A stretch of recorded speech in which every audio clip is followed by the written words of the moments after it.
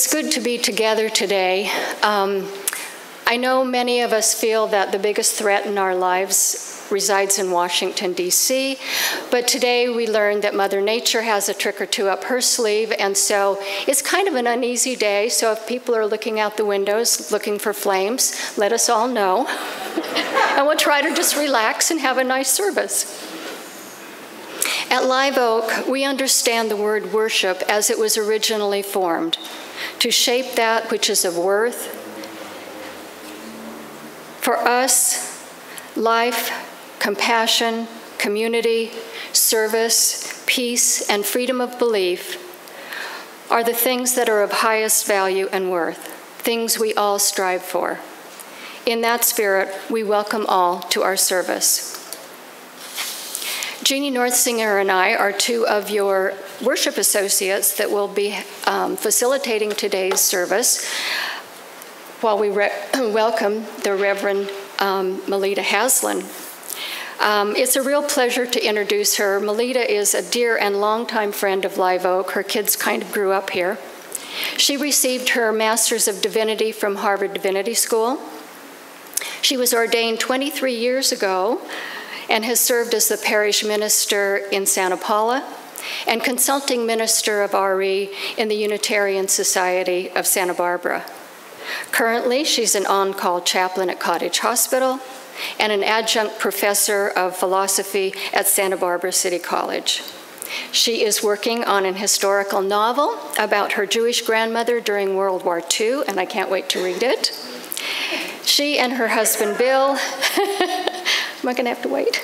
She and her husband, Bill, live here in Santa Barbara with their stunningly brilliant children, daughter Alexandra and their son, Benjamin. Welcome, Melitta. We look forward to hearing your sermon today. Is by the late Reverend Dr. Jack Mendelson. Here in this sanctuary of ancient dreams and wisdom and beauty, we come to grow, to be healed, to stretch mind and heart, to be challenged and renewed, to be helped in our own continuing struggles for meaning and for love, to help build a world with more justice and mercy in it, to be counted among the hopers and doers. In the face of cynicism, darkness, brutality around us and within, we seek to align ourselves with a living community that would affirm rather than despair, that would think and act rather than simply adjust and succumb. Here we invite the spirit of our own humanity and the healing powers under, around, through, and beyond it to give us the nerve and grace, the toughness and sensitivity to search out the truth that frees and make life that maketh all things new.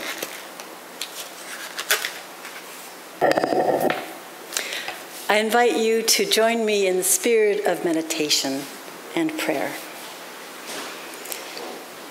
You may wish to settle in your seat, feel its support, and know that you have the support of this community. We give thanks for this place, a spiritual home of laughter and of tears, a place where we feel understood and seek to understand, where we search together and encounter new insights, creative ideas, and honor myriad experiences and deep wisdom. Feel your feet. Feel them upon this solid floor. This solid floor and this building is rooted in this foundation, connected to this beautiful earth. Know that we are supported by this beautiful planet. The rain, fruit and vegetables, all that grows, even the hot and sticky days. We give thanks. We are all connected by mystery and by miracle to each other and to the majestic earth. We give thanks for this gift of life. for this day, for this hour, for this moment.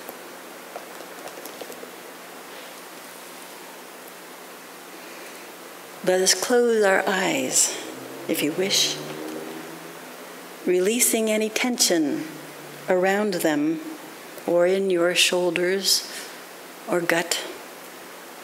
I invite you to be present,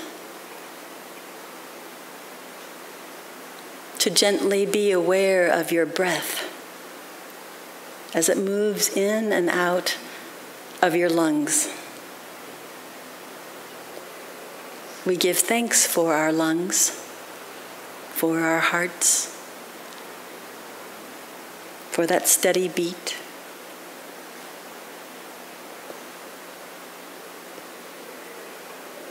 We give thanks for each other, for the presence of old friends and newcomers, for our elders and for the young playful ones, and all those in between. We give thanks. Let us enter into this shared silence, which is as important as solitary silence. In community, we recall what is most dear, what we value. Here we listen for our heart's deepest yearnings.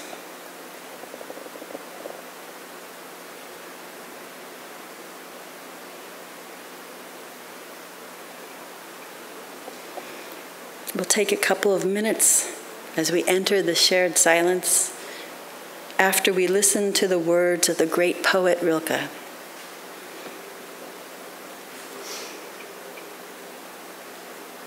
You who let yourselves feel, enter the breathing that is more than your own. Let it brush your cheeks as it divides and rejoins beside you. Blessed ones, whole ones, you where the heart begins. You are the bow that shoots the arrows, and you are the target. We are that. We let ourselves feel. We are where the heart begins. We, in love with each other, feel our hearts opening in joy and in grief. We, in love with the whole world, with the world, give ourselves to the air, to the sky, and in time, enter the breathing that is more than our own. I thank you for having me here. It's always such a pleasure to see you.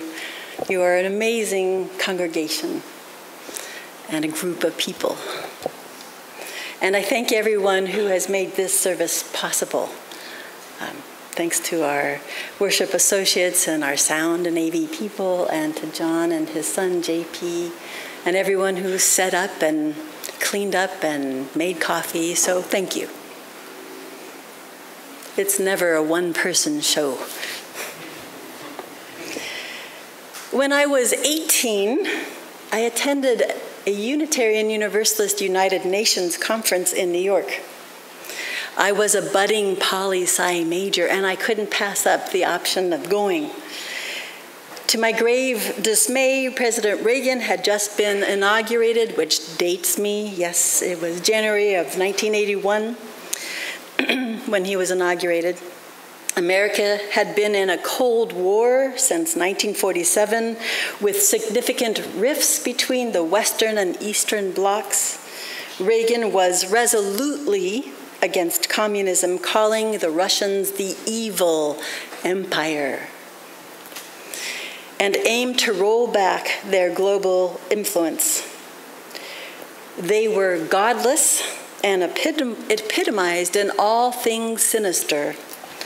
What Reagan sought was for us, and these are his quotes, for us to win and for them to lose. There was no middle ground. It was all rather hyperbolic to me. I was growing up here in these lovely bubbles called Goleta and Santa Barbara. I had never met a Russian and only knew of how they were characterized in political speeches and on television. I didn't buy Reagan's fear-mongering, and I did not like his politics, but I wasn't sure what to expect when the Russian ambassador came in to speak to our UU UN Youth Conference. There was a gasp as the double doors opened, and then a hush. And everyone stood up and started trying to look for this Russian. Heads bobbed up and down, and I stood on my toes to see this mysterious guest speaker as he walked down the center aisle. Was that him? Or what? Didn't he maybe wear a big furry hat and come doing that silly big tricky dance, or drink vodka, or bring armaments? Maybe he would be like a Martian with antenna sticking out for all I knew. Murmurs abounded as a relatively young man with blonde hair stepped up to the podium. All of us looked at him and gaped, and then looked at each other like, how could this be? It must have been like what Dorothy felt like when Toto brought back that big curtain and they discovered the Grand Wizard of Oz was a regular man. For the rest of the conference, we returned to our experience of this man. He was normal, just like us. Historians have charted who filled the vacuum once the evil empire later fell in 1991. Nicholas Mills, who is a professor at Sarah Lawrence University and author of many books, wrote a fantastic summary in his book, The Triumph of Meanness, America's War Against Its Better Self. He chronicled how we have come to apply the language and thinking once used to demonize our enemies abroad to those we believe threaten us internally. He asserts that our economic fears have led us to holding lifeboat ethics that reward ruthlessness. This meanness or incivility spread not only through our legislatures, but out into our television programs, fanning out into our conversations and daily interactions. Negative political campaigning was not new, but the savaging of a candidate he found to be heightened to new pinnacles. And mind you, he wrote this book in 1997. He framed the rise of meanness as a question about economics and our country's ethics. Would we become generous and cohesive as a society? Or would meanness grow on institutional, social, and personal levels? Now, 20 years later, in 2017, we see a more grave economic divide between the ultra-wealthy and the rest of us. We see a heightened fear of the other, be they immigrant or Muslim. We see more police, less welfare, more prisons, and the call for higher walls. We see a reaction of a new brand of isolationism, being concerned only for our nation state, the rolling back of red carpets to refugees, to the breaking of environmental agreements, to the teetering toward nationalism that smacks of totalitarianism. We see a deep divide between us and them, between the red and blue states. We see political discourse turning into yelling matches of us and them. To match the vitriol and venom, angry people have lashed out with tongue and fist. It is more than once I've heard in recent days people half-heartedly suggest that we just divide into two countries. We are left wondering what happened. How did we ever become so very divided, cut off from empathy for another's misfortune and suffering? And even more importantly, is this what we dream? Is this division, a country divided, our very best? Our democracy is not perfect. It never has been. We know this. It is our dream, and the dream of our foremothers and forefathers, a dream of a better life for all, not for just a privileged few. It is not time to pick up our arms, as in weapons, and engage in dehumanizing rhetoric and mean-spirited policies. It is not time to divide and call it quits. Think of the sonnet that rests below the great green statue of liberty. It is entitled New Colossus by Emma Lazarus. Not like the brazen giant of Greek fame, with conquering limbs astride from land to land. Here at our sea-washed sunset gates shall stand a mighty woman with a torch, whose flame is the imprisoned lightning, and her name, Mother of Exiles. From her beacon hand glows worldwide welcome. Her mild eyes command the air-bridged harbor that twin cities frame. Keep, ancient lands, your storied pomp, cries she with silent lips. Give me your tired, your poor, your huddled masses yearning to breathe free the wretched refuse of your teeming shore. Send these, the homeless, tempest-tossed, to me. I lift my lamp beside the golden door. There is much to do, much to protest, write about, to resist, and to create. Michelle Obama's wisdom echoes along the frustrated halls of our democracy. When they go low, we go high. Let us pick up our flame, though I'd add, given today's fire, be careful on especially hot and windy days, but hold up our ideals. Act on our deepest principles instead of engaging in bitter words filled with disgust and complicity or lack of care. This only works to divide us. This is a time of contraction, perhaps, if you go with the analogy of giving birth. Maybe our nation is in the process of being born again. We're having a contraction, and any of you who have ever given birth to anything know how much fun that is, right? It isn't so fun in any way. It is a time ripe with change, where we can reflect on all matters and all that stirs our hearts and move forward together with respect, with dignity that inspires others, those with similar opinions and those who with radically different opinions. Maya Angelou rightly observed, I've learned that people will forget what you said, people will forget what you did, but people will never forget how you made them feel. We are at a crossroads today, one where we as peoples, as a nation, as a global village, could take new paths toward greater awareness, greater empathy, and greater understanding. And there are many good signs that this is emerging. Coalitions that have never worked together are joining forces. Many are organizing. It's like that farmer in Chicken Run who always suspected the chickens were of far more intelligence than his counterpart, Miss Tweedy. I knew they were organizing, he said. I am an optimist by nature.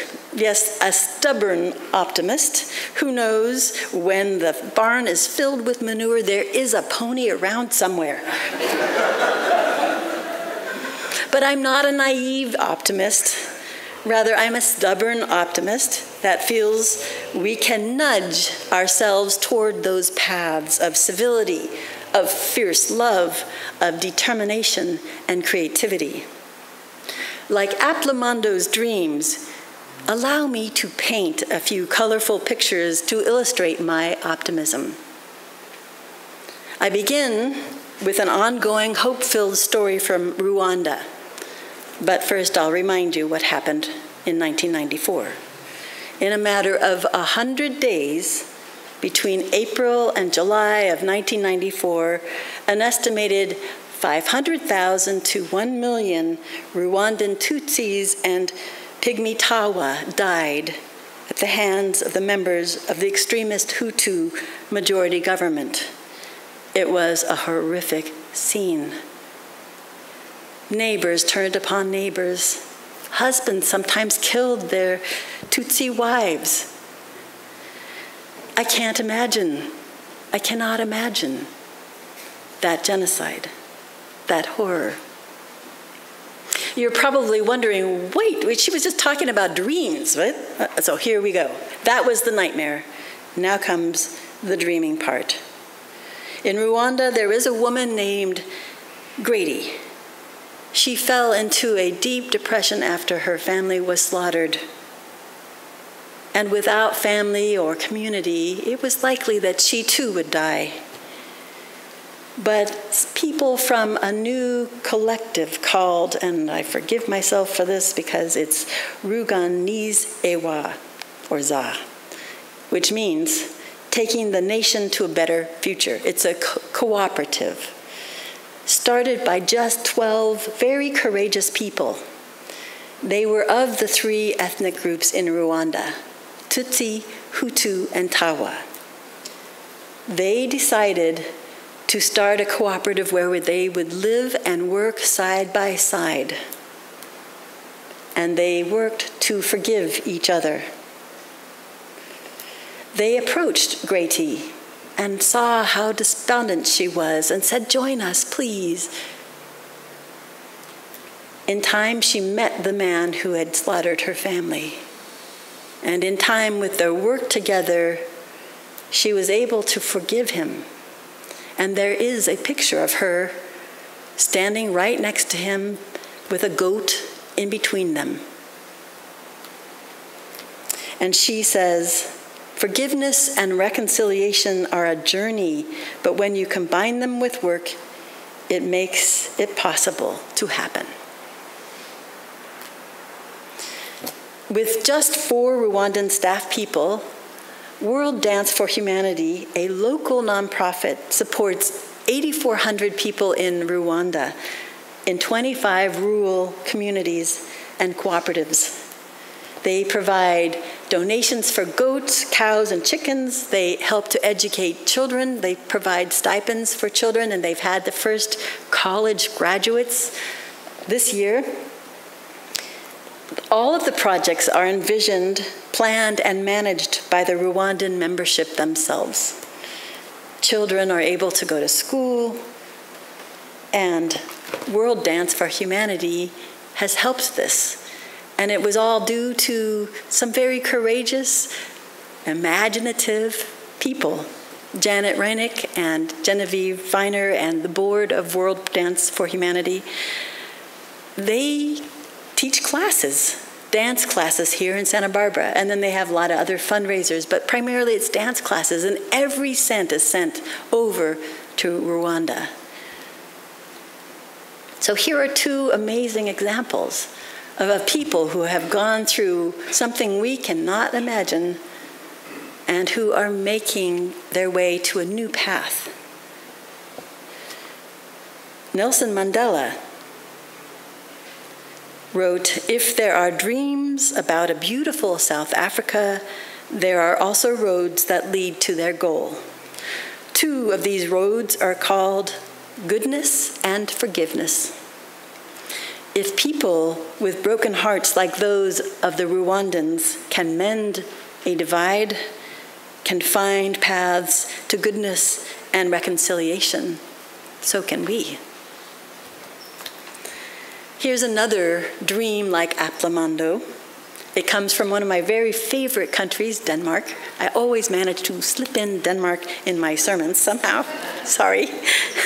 But anyway, the police were called suddenly in Aarhus, a city in Denmark. One by one, they got 26 calls from frantic parents where their youth had gone astray and they were missing. And they feared that they had gone to Syria to join ISIS. Well, the police were puzzled as to how to stop the tide of people, of these youth going away, and what to do when they returned. So 26 originally had disappeared. Many countries face the same things. They experience the same things of youth leaving, and instead they felt like they had to get tough with their enemies, meet hostility with hostility, force with force. Passports were confiscated, and many were prosecuted and sent to prison. But in Aarhus, Denmark, the police wanted to take a different approach. It was based on love. They wanted to combat radicalization with love. So they set up a hotline for people to call with tips about budding radicals. The police would invite them into the office. They'd have a cup of coffee. They'd talk, and they would listen. They'd have a friendly chat. The police would tell them about a network of social services. They were offered health care and help to find jobs and housing. Overall, the program has helped 18 of those original 26 youth who left and returned. Sadly, some died and some are still there in Syria. Hundreds of youth have showed up in their police office, however, seeking ways to feel welcome, to feel a part of Denmark. There was one that they highlighted in this Invisibilia story, which you might have heard about a year ago, where he felt never a part of Denmark. He'd come over when he was 5 and always felt the outsider, and felt then he was accused of being a terrorist, and the police launched a huge investigation, and he had to stop going to class. He had to take his senior year, or whatever they call it, their equivalent, again. And worst of all, his mother died of a heart attack. And he attributes it to the stress of this whole investigation. And he was bitter, very bitter, and thought, you want a terrorist? You're going to get one. But a police officer called him on the day he was actually making plans to leave and said, I'm sorry. I'm sorry for this whole thing. I'm sorry for your suffering. We were wrong. How often have we ever heard that? He had never heard that. And it turned him completely around. He met a mentor who was Turkish and Muslim, who was a part of Denmark, who was a lawyer, had a family, had a house. And they went to a coffee shop. Day or week after week, they'd go to coffee shops and just talk and listen. And now he reports that he is a proud Dane, and he feels very much a part of Denmark. But it was finding those places of connection that saved him. I realize that our conflicts we face are fearsome. Alternative facts are spinning alternative realities that fan fires of fear, alienation, and dehumanization. But here we see these lived and ongoing examples of people like Nelson Mandela, like Grady, like Jamal, the young man I just mentioned, like the 8,400 Rwandans, and hundreds of refugees who found themselves having coffee in a police officer's place. We couldn't fault them if they had given up, if they had turned bitter and stayed that way, if they had acted out in violence, but they didn't. Instead, creativity, a little dreaming, love, a lot of hard work has been key. They kept talking, they kept listening. There's a mediator by the name of William Ury who has skillfully helped nations and international businesses avoid catastrophes by simply listening and helping both sides hear each other. He's puzzled that with all our fancy gadgets of communication, in this age of communication, how little listening actually happens. Ury dreams of a listening revolution. He knows it is difficult to listen and notes that we have to begin first with ourselves. We have to listen to how we feel, what we think, and honor those feelings, and then be able to hear another's feelings, their hopes and their dreams. There is an enormous cost to conflict and berating one another, to escalating conflicts carelessly. Lawsuits, senseless wars, and ruined relationships are the outcome. But Ury asks, what if our leaders listened and didn't just talk? What he hopes for are not peace talks, but peace listens. It can be contagious. He asserts, it is the biggest gift we can give another person. It can be transformative. This simple, free, sometimes difficult thing called listening. He suggests that we try it this very day when we walk out and have coffee and conversation, and hopes that we can transform our workplaces, our families, and yes, our nation, ear by ear. May we choose new paths of resistance to hate, paths of resistance to dehumanization, paths that allow for the complexities in our complex problems, resistance to prejudice that perpetrates ignorance, racism, Islamophobia, classism, and all the other ways we figure out how to dehumanize each other. We are called upon to speak up and to listen. It is a way to build bridges and connect heart to heart. I'd like to share with you this poem by Laura Stone. It's called Hope. Don't give me your it's okay, your everything happens for a reason, your all turns out well in the end, and we're never given more than we can handle. I know if they are true. I don't know if they are true, but I do know where hope is. Hope is, I see you. Hope is, I love you. I don't know what tomorrow will bring, but I will be there for you, with you. Hold on. There's still something worth fighting for, worth living for, worth dreaming for.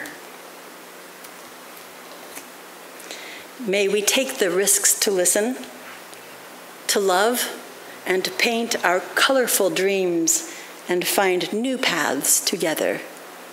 Amen.